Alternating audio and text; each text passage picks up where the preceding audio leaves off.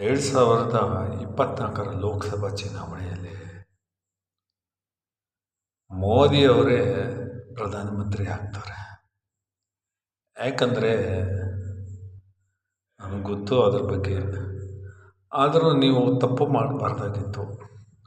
ಉತ್ತರ ಪ್ರದೇಶದಲ್ಲಿ ಯೋಗಿ ಆದಿತ್ಯನಾಥ್ ಅವರ ಒಂದು ಮಾತನ್ನು ನಿಮಗೆ ಹೇಳಿದರು.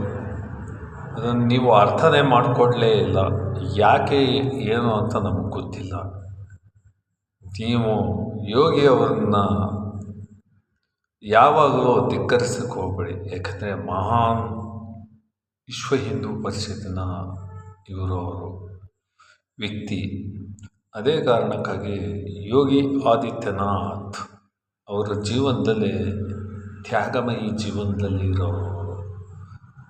ಅವರೇ ನಿಮಗೆ ಅವರಿಂದನೇ ಆಗಿರ್ಬೋದು ಅಂತ ತಿಳ್ಕೊಬೋದು. ಅವರಿಂದ ಏನೂ ಆಗಿಲ್ಲ.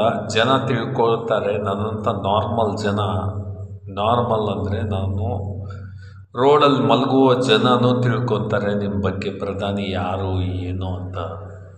ಅದನ್ನು ಅರ್ಥ ಮಾಡಿಕೊಂಡು ನೀವು ಅವ್ರ ಮಾತನ್ನು ನೀವು ಯಾಕೆ ಕೇಳಲಿಲ್ಲ? ಅವರು ತ್ಯಾಗಮಯಿ ಯೋಗಿ ಆದಿತ್ಯನಾಥ್ ಅವರೊಬ್ಬರು ತ್ಯಾಗಮಯಿ.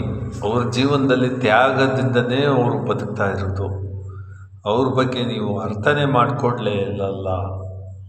ಅದಕ್ಕೆ ಅವರು ಹೇಳಿದರು ಒಂದು ಮಾತನ್ನು ನಿಮಗೆ, ಅದನ್ನು ನೀವು ಅರ್ಥ ಮಾಡಿಕೊಂಡಿಲ್ಲ. ಇವತ್ತು ಈ ಪರಿಸ್ಥಿತಿಯಲ್ಲಿ BJP ಹಿನ್ನಡೆ ಆಗೋಕ್ಕೆ ಕಾರಣ ನೀವು ಅರ್ಥ ಮಾಡಿಕೊಂಡಿಲ್ಲ. ಯಾರದ್ದೋ ಮಾತನ್ನು ಕೇಳಿಕೊಂಡು ಮೋದಿಯವರೇ ನೀವು ಜೀವನ ಮಾಡ್ತಾಯಿದ್ದೀರಾ. ಅದಕ್ಕೆ ನಿಮ್ಮದೇ ಕಾರಣ. ಓಕೆ.